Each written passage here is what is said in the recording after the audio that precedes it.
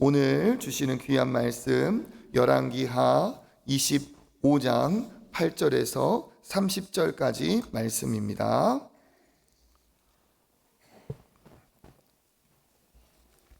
열왕기하 25장 8절에서 30절까지 읽고 마지막 절 같이 읽겠습니다.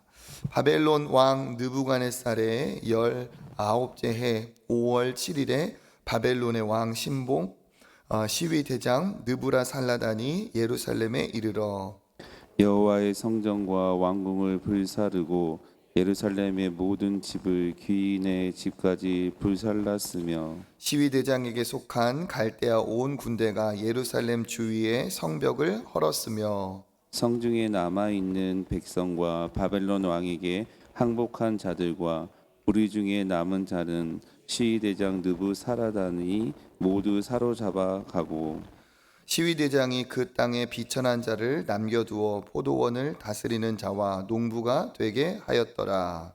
갈대아 사람이 또 여호와의 성전의 두 놋 기둥과 받침들과 여호와의 성전의 놋 바다를 깨뜨려 그 놋을 바벨론으로 가져가고 또 가마들과 부삽들과 부집개들과 숟가락들과 섬길 때 쓰는 모든 놋그릇을 다 가져갔으며 시위대장이 또 불을 옮기는 그릇들과 주발들 곧 금으로 만든 것이나 은으로 만든 것이나 모두 가져갔으며 또 솔로몬이 여호와의 성전을 위하여 만든 두 기둥과 한 바다와 받침들을 가져갔는데 이 모든 기구의 놋 무게를 헤아릴 수 없었으니 그 한 기둥은 높이가 18규빗이요 그 꼭대기에 놋 머리가 있어 높이가 3규빗이요 그 머리에 둘린 그물과 석류가 다 놋이라 다른 기둥의 장식과 그물도 이와 같았더라.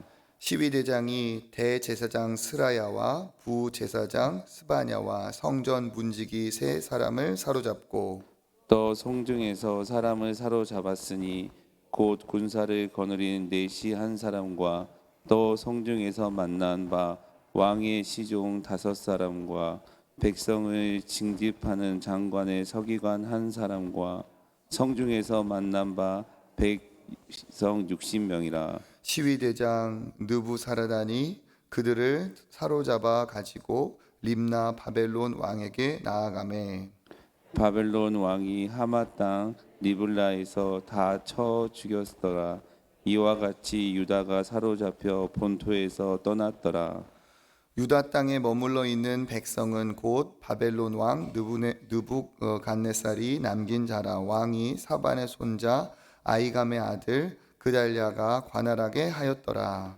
모든 군대 지휘관과 그를 따르는 자가 바벨론 왕이 그달리아의 지도자로 삼았다 함을 듣고 이에 느다니아의 아들 이스마엘과 가랴의 아들 요하난과 느도바 사람 다누벳의 아들 스라야와 사람의 아들 야사나이아가 그를 따르는 사람이 모두 미스바로 가서 그달리아에 나아가매 그달리아가 그들과 그를 따르는 군사들에게 맹세하여 이르되 너희는 갈대아인을 섬기기를 두려워하지 말고 이 땅에 살며 바벨론 왕을 섬기라. 그리하면 너희가 평안하리라 하니라. 7월에 왕족 엘리사마의 손자 느다니아의 아들 이스마엘의 부하 10명을 거느리고 와서 그달리아를 쳐서 죽이고 또 그와 함께 미스바에 있는 유다 사람과 갈대아 사람을 죽인지라. 노소를 막론하고 백성과 군대 장관들이 다 일어나서 애굽으로 갔으니 이는 갈대아 사람을 두려워함이었더라. 유다의 왕 여호와긴이 사로잡혀 간지 37년 곧 바벨론의 왕 에므므로닥의 즉위한 원년 10년 월 그 달 27일에 유다의 왕 여호와긴을 옥에서 내놓아 그 머리를 들게 하고 그에게 좋게 말하고 그의 지위를 바벨론에 그와 함께 있는 모든 왕의 지위보다 높이고 그 죄수의 의복을 벗게 하고 그의 일평생을 항상 왕의 앞에서 양식을 먹게 하였고 같이 읽겠습니다. 그가 쓸 것은 날마다 왕에게서 받은 양이 있어서 종신토록 끊이지 아니하였더라. 아멘. 오늘도 귀한 아침 나오신 모든 분들 하나님께서 기도에 응답하여 주실 줄 믿습니다. 오늘 우리가 읽은 본문은 열왕기하 지금 쭉 보던 이제 마지막 대목입니다. 유다의 멸망의 모습이 기록이 되어 있습니다. 이전에 어떻게 되었습니까? 바벨론의 그 시드기야가 반역을 했죠. 남유다의 마지막 왕인 시드기야가 바벨론의 힘에 의해서 왕으로 등극이 되어서 이제 왕으로 그가 세움을 받았는데, 시드기야가 정세를 살피다가 애굽을 의지하여서 바벨론에 반역을 하였습니다. 그러자 바벨론의 느부갓네살 왕이 쳐들어와서 포위를 하였고, 그 포위된 상황에 기근이 겹치고 또 그 어려움에 18개월 만에 자멸하듯이 그 성이 무너지고 맙니다. 그래서 이제 느부갓네살 왕이 자위 시위대장을 보내서 이제 완전 침공하여서 완전히 그 이제 폐허로 만들어 버리는 내용이 오늘 본문에 우리가 읽은 내용이죠. 시드기야는 아들이 죽는 것을 자기 눈으로 보고 눈이 뽑히고 그렇게 끌려가고 모든 이스라엘 남유다의 왕국은 멸망을 하게 됩니다. 오늘 우리가 읽은 부분에서 시위대장 느부사라단이 침공을 하여서 그 모든 예루살렘을 이제 폐허가 될 정도로 파괴하는 내용이 나와 있습니다. 거기 보면 우리 9절과 한번 10절 한번 읽어볼까요? 여호와의 성전과 왕궁을 불사르고 예루살렘의 모든 집을 귀인까지 불살랐으며 시위대장에게 속한 갈대아 온 군대가 예루살렘 주위의 성벽을 헐었으며, 아멘. 성전과 왕궁에 불을 사르고 모든 귀인들의 집을 불살랐다. 그러니까 귀인들이라면 지도자급에 해당하는 그들의 집을 다 폐허로 만들어버린 거죠. 그리고 성벽까지 헐어버렸다. 그러니까 다시 이 도시가 복구가 되기 위해서는 상당한 수고와 노력이 필요한 상황이 됐죠. 마치 지진이 일어나서 폭탄이 떨어져서 완전히 한 도시가 초토화된 것처럼 그 예루살렘이라는 이 도시, 이 남유다가 다시 복구되지 못할 정도로 완전히 폐허를 만들어버린 겁니다. 성벽까지 헐었기 때문에 모든 방어할 수 있는 군사적인 제반 시설까지 파괴를 해버린 것이죠. 그리고 또 어떻게 합니까? 11절에 보니까 바벨론 왕에게 항복한 무리들 중에서 사람을 잡아가는데, 그 잡아가는 사람들, 쓸모가 있겠다 생각하는 사람들은 다 포로로 항복한 사람 중에 여기 있는 사람은 어떤 사람일까요? 배운 사람, 또 기술이 있고 건강한 사람, 그런 사람들은 다 이제 포로로 잡아가는 상황입니다. 그리고 12절에 보니까 그 땅에는 이제 비천한 자들만 남겨두어서, 그를 모른다든지 아니면은 제일 그냥 쓸모가 없겠다라고 판단한 자들만 남겨둬서 거기에 있는 그냥 포도원을 다스리는 농부가 되게끔, 그러니까 수동적이고 스스로 뭔가 할 수 있는 능력이 없는 사람들만 남겨두고, 어떤 능력이 있는 사람들은 다 데려가고, 그리고 거기에 있는 모든 시설은, 그런 좋은 것들, 성벽은 다 허물어 버렸습니다. 그래서 물리적으로나 인적으로 완전히 그 나라를 초토화시켜 버리고 복구 불가능한 상태로 만들어 버린 거죠. 그러면서 역사 속에서도 아수르나 바벨론은 굉장히 정말 무자비한 사람들로 묘사가 되고 있습니다. 그래서 본보기를 삼게 어느 곳이건 이렇게 한번 가서 침공을 하면 그 공포에 떨도록 본보기를 삼게끔 그렇게 초토화를 시켜버리는데, 그런 일들을 이제 예루살렘에서 했다는 얘기죠. 그러면서 13절에서부터 보면 성전을 이제 들어가서 파괴하는 장면이 나옵니다. 그러면서 성전에 솔로몬 시대에 이루었던 그 아름다운 영광과 모든 그곳에 있는 보물들을 다 가져가고, 특별히 그 당시에 중요한 자원이었던 놋, 그리고 은이나 금으로 만든 것은 모두 가져갔다라고 기록이 되어 있습니다. 그래서 어느 정도였는지 우리 16절 같이 한번 읽어보겠습니다. 또 솔로몬이 여호와의 성전을 위하여 만든 두 기둥과 한 바다와 받침들을 가져갔는데, 이 모든 기구의 놋 무게를 어떻다고요? 헤아릴 수가 없다. 왜 헤아릴 수가 없을까요? 그렇죠. 모두 어마어마한 양을 다 가지고 긁어서 가져가 버렸기 때문에 다 헤아릴 수 없을 정도로 다 가져가 버렸다. 은이든 금이든 성전을 아름답게 했던 것들은 다 가져가 버렸다는 것이죠. 그렇게 성전도 파괴가 되고 모든 것들이 다 이제 약탈이 됩니다. 그러면서 또 18절부터 21절에는 지도자급, 특별히 이 사람들 중에서 반란을 일으킬 만한 어떠한 능력이 있는 사람들은 모조리 다 처형하는 장면입니다. 18절에 보니까 대제사장과 부제사장, 성전의 문지기, 그리고 19절에 보니까 군사를 거느린 내시, 그리고 시종들, 그리고 백성을 징집하는 장관의 서기관. 징집한다는 게 뭐죠? 병사들을 모집한다는 거죠. 그러니까 백성들을, 군대들을, 군사들을 모집하는 거죠. 그러니까 군사들을 모집하는 역할을 했던 서기관, 그리고 나머지 거기에서 만난 60명을 어떻게 했다고 합니까? 사로잡아 가가지고 21절에 보니까 바벨론 왕이 하맛 땅 립나에서 다 쳐 죽였더라. 사형을 시켰다는 거죠. 그러니까 반역을 우려해서 반역을 일삼을 수 있는 어떤 능력이 있고 그런 가능성이 있는 대상자들을 색출해서 어떻게 했다는 거죠? 다 살해를 했다는 겁니다. 그러니까 지금 우리가 읽은 이 파괴된 내용들, 그리고 약탈의 내용들, 그리고 이 사람들의 죽음을 이렇게 우리가 글로 읽으니까 큰 어떠한 이제 감동이나 어떠한 실감이 나지 않지, 이것이 실제로 일어났다 생각을 해보면 이거는 어마어마한 충격적이고 비참한 약탈과 파괴, 그리고 어마어마한 정말 공포스러운 그러한 죽음과 포로, 처형, 그러한 내용입니다. 실제로는 엄청나게 비참한 일이 지금 하나님의 백성이라고 하는 남유다에서 일어난 거죠. 그리고 나서 바벨론은 한 사람을 그곳을 세워서 관할하게 합니다. 우리 22절 읽어보겠습니다.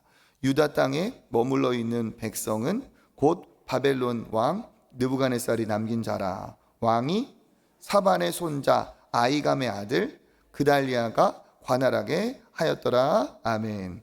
지금 이렇게 바벨론이 나라를 멸망시키는 상황에서 이것은 예레미야를 통해 예언이 된, 참 선지자들을 통해 예언이 된 내용처럼 바벨론이 이제 이 나라를 심판하는 것이 하나님의 뜻이다. 그러니까 반역하지 말고 빨리 항복하여서 너희들도 목숨을 구해라 하는 것이 예레미야를 비롯한 참 선지자들의 외침이었죠. 그러니까 지금 바벨론이 이렇게 나라를 힘들게 하지만 이건 하나님의 뜻이니까 사실은 여기에 순복하는 것이 이게 맞는 상황입니다. 그 상황에서 그달리아라는 사람이 그 세움을 받아서 나라를 다스리게 되는 거죠, 임시적으로. 그런데 여기 그달리아가 어떤 사람이냐? 사반의 손자이고 아이감의 아들이라 나와 있습니다. 사반의 손자 아이감의 아들. 이 사반은 어떤 사람이냐? 우리가 예레미야를 읽으면서 살펴보았는데 요시야 때 율법책이 그 성전을 정화시키는 과정에서 발견이 되죠. 그것을 가지고 그 왕 앞에 나가서 이 율법책을 읽었던, 요시야 왕에서 앞에서 읽었던 의로운 서기관이 사반이고, 그 아이감 역시도 그 아들로서 예레미야를 구해준 적이 있는 의인입니다. 그러니까 그달리아는 어떤 사람이냐? 이 서기관 가문의 손자, 사반의 손자 아이감의 아들로서 의로운 사람입니다. 그래도 하나님이 은혜를 긍휼을 베풀어서 그달리아라는 사람을 세워서 그 나라를 통치하게 합니다. 그 과정에서 나라가 안정이 되죠. 나라가 안정이 되는 상황에 피난 갔던 주변의 사람들이 돌아와서 그곳에 다시 정착을 하게 됩니다. 그때 그달리아는 어떻게 했느냐? 그들을 다 환대해주고 바벨론에게 우리가 반기를 들지 않으면, 이게 하나님의 뜻이었죠. 바벨론에게 반기를 들지 않으면 여기에서 평안하게 살 수 있으니까 정착해서 살 수 있도록, 마치 탈북민들이 우리나라에 왔을 때 정착할 수 있도록 도와준 것처럼 이 그달리아는 선하게 통치하면서 그들을 도와주었습니다. 그래서 23절에 보면 이스마엘과 요하난과 스라야와 이런 사람들이 그달리아에게로 나와갔고, 24절 읽어보겠습니다. 그달리아가 그들과 그를 따르는 군사들에게 맹세하여 이르되 너희는 갈대아인을 섬기기를 두려워하지 말고 이 땅에 살며 바벨론 왕을 섬기라. 그리하면 너희가 평안하리라 하니라. 아멘. 이렇게 그들을 살 수 있도록 도와주죠. 그런데 어떻게 했느냐? 25절에 보니까 왕족 다윗의 후손 중에 한 명이었던 돌아와서 귀향한 사람 중에 느다냐의 아들 이스마엘이 부하 10명을 데리고 가서 그달랴를 쳐 죽입니다. 왜 그랬을까요? 그달랴는 의로운 통치를 했지만 그들의 눈에는 이게 매국노처럼 보였기 때문에 그렇죠.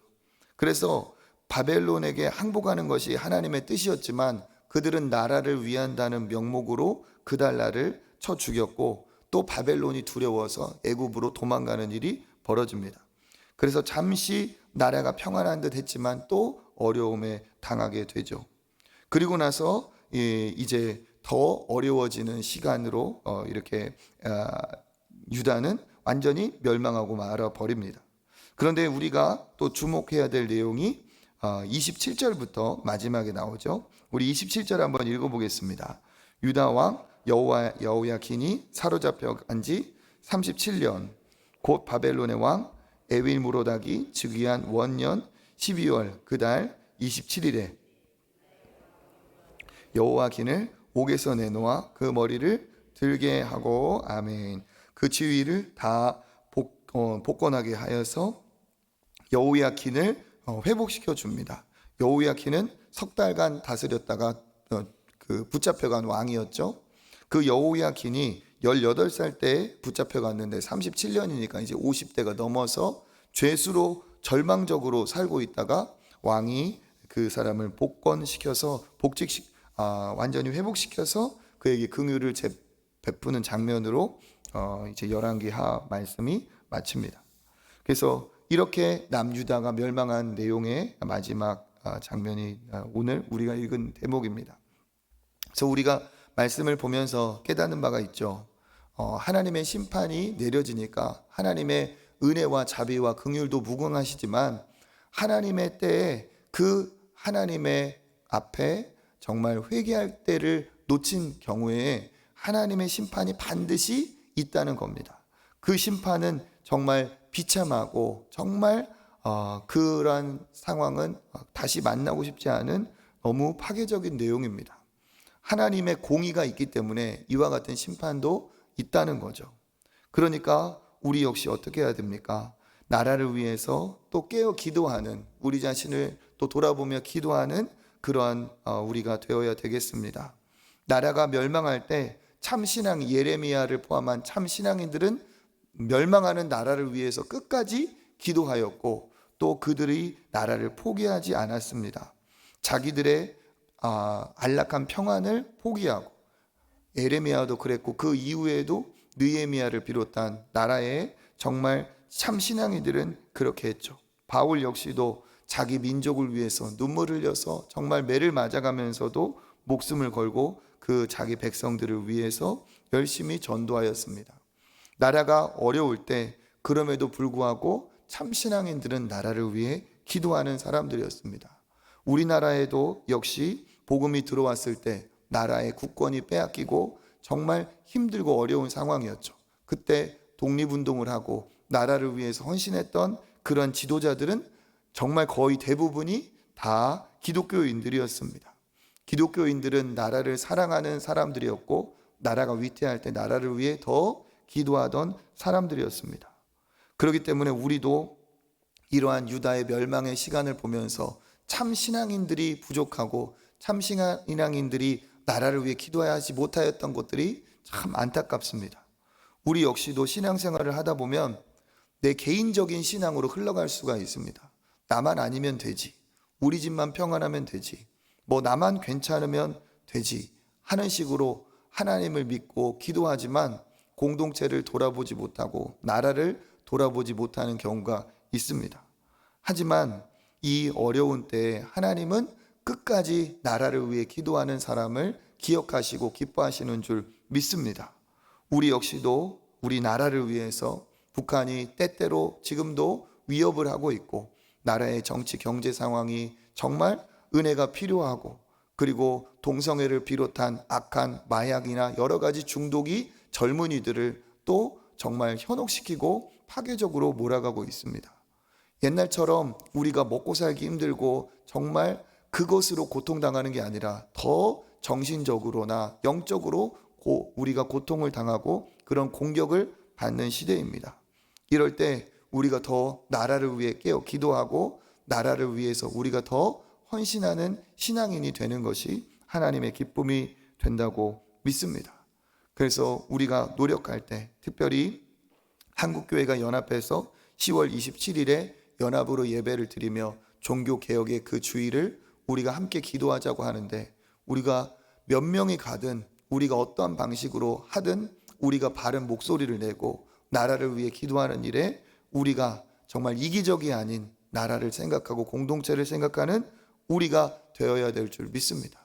우리도 잘 살아야 되겠지만 우리 자녀들이 살아갈 이 나라가 바르고 깨끗한 나라, 성경적인 나라가 될 수 있도록 우리가 더 기도해야 될 줄 믿습니다. 그럼에도 불구하고 우리가 소망을 우리가 잃지 않는 이유가 있죠. 뭡니까? 이렇게 멸망한 나라도 마지막 대목에서는 하나님이 붙잡혀간 그 왕인 여호야킨을 회복시켜 주시는 장면으로 마무리가 된다는 거예요. 이건 뭡니까? 일종의 하나님의 사인이죠. 그 유다의 왕이었던 여호야킨 다윗의 후손을 하나님께서 다시 살려주시는 이 장면으로 끝이 난다는 것은 뭐겠습니까? 하나님은 다윗의 약속을 잊지 않고 회복하신다는 그런 소망의 하나님이라는 거죠. 그러니까 우리 역시도 그렇습니다. 고난이 어려움이 전부가 아니고 하나님은 반드시 어려움을 회복시키시고 모든 것들을 다 새롭게 하실 소망의 하나님이신 줄 믿습니다. 궁극적인 소망은 그 누구를 통해 이루어졌습니까? 예수 그리스도를 통해 이루어지고 지금도 우리가 예수 그리스도를 붙들고 기도할 때 반드시 하나님께서 우리 가정과 나라를 또 새롭게 회복시켜 주실 줄 믿습니다. 소망을 주시는 하나님 그리고 소망의 주인이 되신 우리 예수 그리스도를 붙들고 믿음을 가지고 기도하여서 하나님이 주시는 은혜와 복을 누리시는 저와 여러분 되시기를 주님의 이름으로 축복합니다. 기도하겠습니다. 하나님, 남유다의 이러한 멸망의 상황을 보며 그 파괴와 또 그 초토화된 예루살렘을 보며 성전을 보며 아버지 안타까움을 금하지 않을 수 없습니다. 아버지 주여, 우리나라 역시도 이렇게 하나님 우상을 섬기고 정말 참 신앙인들이 필요한 이때를 살아가고 있습니다. 주님, 우리에게도 은혜를 베풀어 주셔서 이 나라 대한민국을 지켜주시고 자유민주주의를 아버지께서 붙들어 주시며 기도로 말씀으로 우리 세운 우리나라가 더 하나님 앞에 강건할 수 있도록 은혜를 베풀어 주시옵소서.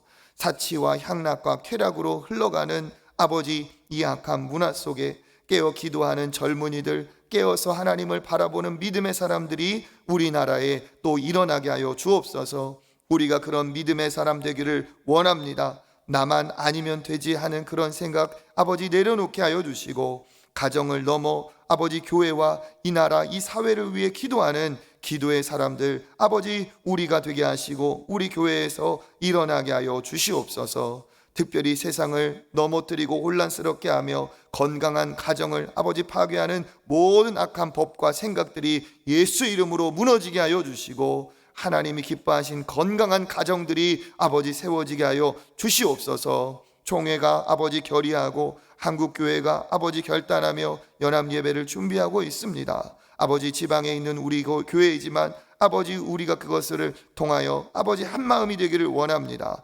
기도하는 우리들 되게 하시고 어떠한 모양이로든 아버지 하나님 앞에 정말 세상을 아름답게 하는데 쓰임받고 동참하는 우리 모든 신앙인들 되게 하여 주시옵소서. 어떠한 상황이라도 절망치 않게 하시고 여호야긴을 회복시키신 주님께서 예수 그리스도를 통하여 우리의 가정과 삶도 회복시켜 주실 줄 믿습니다. 하나님을 의지하며 소망을 붙드는 믿음의 사람들 다 되게 하여 주시옵소서. 오늘도 기도할 때 절망이 아닌 소망을 붙들고 기도하게 하여 주시고, 그렇게 기도하는 자들마다 주께서 아버지 역사하여 주시옵소서. 감사드리며 예수님의 이름으로 기도드립니다. 아멘. 이 시간 하나님 앞에 한번 기도하겠습니다. 한국 교회를 위해, 또 우리 교회를 위해서, 아름다운 가정을 위해서 은혜가 더 흘러넘치는 사랑의 공동체 초청교회 되게 하여 주옵소서. 각자 기도의 제목을 가지고 주님 앞에 기도의 자리로 나아가겠습니다. 기도하겠습니다. 주여